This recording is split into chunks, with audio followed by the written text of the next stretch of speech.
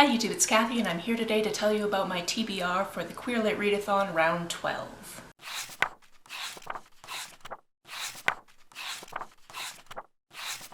If you've somehow made your way here and you don't know what the Queer Lit Readathon is, it's a readathon I host with my friend Rogan Shannon and various guest hosts twice per year. I'll link my announcement video down below because it has tons of details, but basically what you need to know is this round is happening from December 3rd to December 9th, and we have this lovely bingo board, and every single round I try to black out the board. I've picked 9 books that will do that if I manage to read them all, but my reading has actually decreased a lot in the past year or so who knows if it's going to happen, but I'm going to try.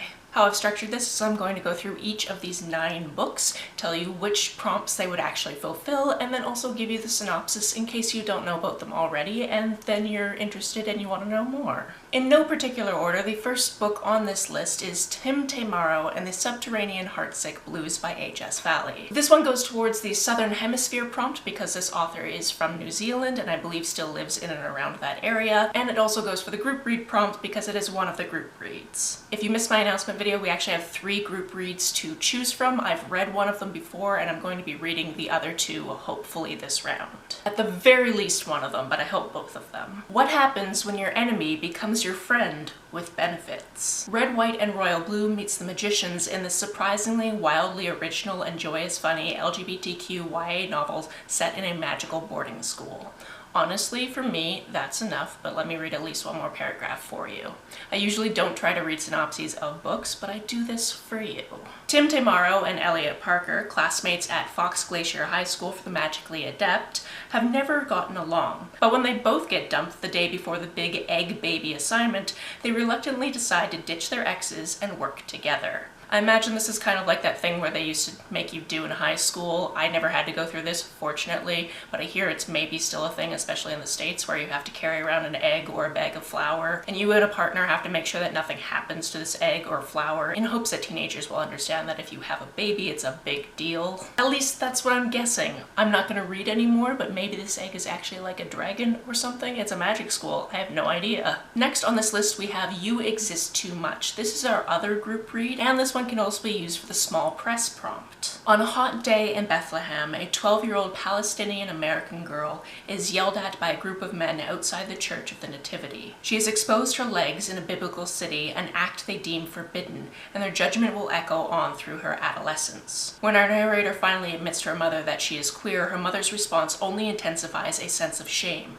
You exist too much, she tells her daughter. Told in vignettes that flash between the US and the Middle East, from New York to Jordan, Lebanon, and Palestine, Arafat's debut novel traces her protagonist's progress from blushing teen to sought-after DJ and aspiring writer. Honestly, I would want to hang out with this protagonist. Next on my list I have Wranglestone, and this one is actually going to cover 3 prompts for me, should I actually get around to reading it, which again, I really hope so. I really hope I read all of these, but I'm trying to set realistic expectations for myself. I have this one down for the Progress Pride Flag prompt because the cover I have gives me very big trans flag vibes, which is very much part of the Progress Pride Flag. I also have this down for the Choose Your Own Adventure and then also for Escape. As for the Choose Your Own Adventure, I've decided my category this round is zombies. Winter was the only season every Lakelander feared. In a post-apocalyptic America, a community survives in a national park surrounded by water that keeps the dead at bay.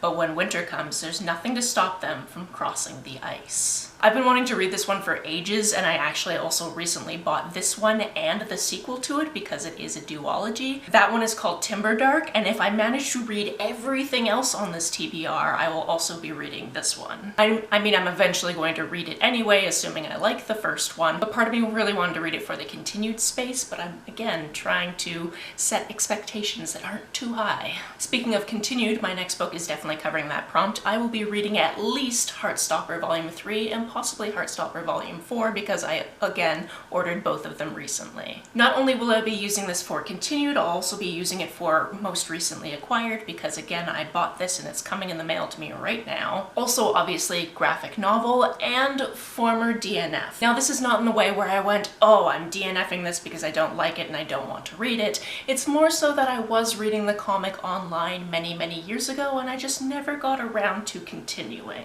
So it was definitely a soft DNF, enough that might not be the exact way you're supposed to use this prompt, but I honestly can't think of anything I've hard DNF'd that I'm willing to pick back up. In this volume, we'll see the Heartstopper gang go on a school trip to Paris. Now this is delightful because I've definitely seen the second season of Heartstopper, so I know what I'm getting myself in for. Not only are Nick and Charlie navigating a new city, but also telling more people about their relationship and learning more about the challenges each other is facing in private. Again, I know what I'm getting myself in for because I've actually gone further in the series than I have in the graphic novel, which I never meant to do, but here we are. Next, we have a book that is the first in a series, and if I enjoy it, I plan on reading more in this series because it sounds delightful. The series itself is called Drag Queen Detective, and the first book in this series is called Men, Murder, and Makeup. For this one, I'll be using it to fulfill the by or about a drag artist prompt, as well as a small town prompt, and an independently published book. Victor Summers has a secret. Not only is he Maple Grove's top hairstylist and drag queen extraordinaire, he is also the town's reclusive best-selling novelist, murder mystery author, Vicky Dean. The murder of Mayor Jennings has everyone in the small town on edge, and Vicky Dean is the prime suspect. Can Victor clear her name without revealing his secret identity? This sounds right up my alley. It fits these prompts very, very nicely, and when I was checking in about this author, I think that this author also does drag on the side, so it's both by and about a drag performer. Next, we have a book that I purchased on an absolute whim. I actually purchased it at the same time as getting Heartstopper 3 and 4. The book in question is called In the Ring. So not only would this fit for most recently acquired, because again, that's all the same order, but also I'm using this for relatable. Mostly because I know the protagonist of this one is bisexual, which, hi, hello, same. And then secondly, because I know that this protagonist has some anxiety for reasons that are different than mine, and all anxiety is a little bit different, but I also get anxiety sometimes, so I'm counting it. Rose Berman is losing her mind. At least that's what everybody at school seems to think. Plagued by panic attacks that start after her mother's suicide, Rose is the target of frequent teasing and rumors. The only people who understand her are her quirky therapist and her ex-girlfriend, now bestie, Gemma. But when the star quarterback takes teasing too far, the school's tattooed, cigarette-smoking time bomb, Elliot King, steps in and punches him in the face. Rose's therapist recommends she try out a sport to manage her anxiety. She can't help but think of Elliot. Maybe if she could punch like him, she'd feel safer and stronger. She sticks out like a sore thumb at the boxing gym, but she soon finds power in the sport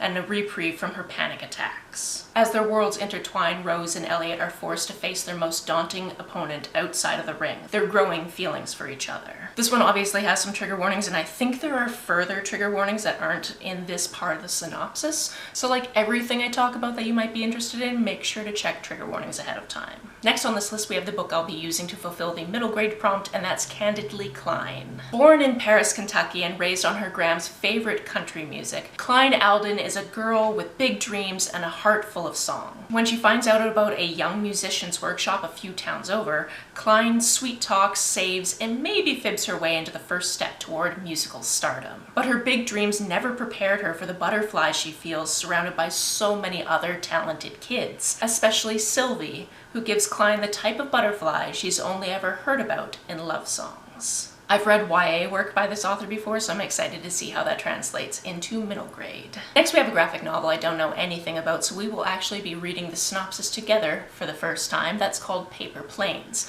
I'll be using this not only for the graphic novel prompt, but also for the librarian recommendation prompt. One of our longtime participants of the Queer Lit Readathon is also an in-real-life librarian, and she posted a bunch of links in the Discord to different things that she's recommended, and I picked this one just based on the fact that my library has a Hoopla copy of it, so hopefully I should be able to get it out of the library when I need it for the readathon. After a life-altering incident, Dylan and Leighton are sent to a summer camp for troubled youth. Can Dylan and Leighton save their friendship and protect their future while trying to survive camp? Now that's all I know, that's all I need to know. It's a fairly short graphic novel, so I don't want to read more. And finally, the last book on this list is A Merry Little Meet Cute, which of course I will be using for the holiday prompt. Trithardt. This one is co-authored by Julie Murphy and Sierra Simone, and I've read by both of these authors before. When it comes to Julie Murphy, I've read a lot of her YA books, and they're always so sweet and perfectly fit this title. However, when it comes to Sierra Simone, all I've ever read from her is smut. So I'm interested to see the juxtaposition into what this is, because this seems a lot more sweet than what I've read from her previously. A steamy, plus-size holiday rom-com about an adult film star who is semi-accidentally cast as a lead in a family-friendly Christmas movie, and the former bad boy pop star she falls in love with. For me, that is all I personally need to know. However, I know there's probably some of you out there that are like, wait a second, you said she's a film star and he's a boy band member, so where's the queer romance? And to that I say, both of these characters are bisexual, and even if just one of them were bisexual, this would still be a queer book. I'm most worried about getting to this one because I have holds on both the audiobook version of this and the hard copy version of this from my library, but both of those holds lists are really, really long, and I don't know if I'm going to get it in time. So basically, everyone cross your fingers for me because I am very excited for this. So there you have it. Those are the 9 books I'm really going to try to read for the Queer Lit Readathon, as well as some other titles that I hope to also read. Which of these do you think I should start first? And if you're participating, let me know about your TBR down below. On the way down to the comments, if you hit that subscribe button, that would be very nice of you. If you don't feel like leaving a comment but want to make sure that I know you were here, just leave me an emoji or a smiley face if you happen to be on your keyboard. Some people have asked if there's a way to financially support this channel, so I set up a Ko-fi account, which is a digital tipping service. The link for that, as always, is down below. You can like and share this as you see fit, and I will see you very soon. Bye!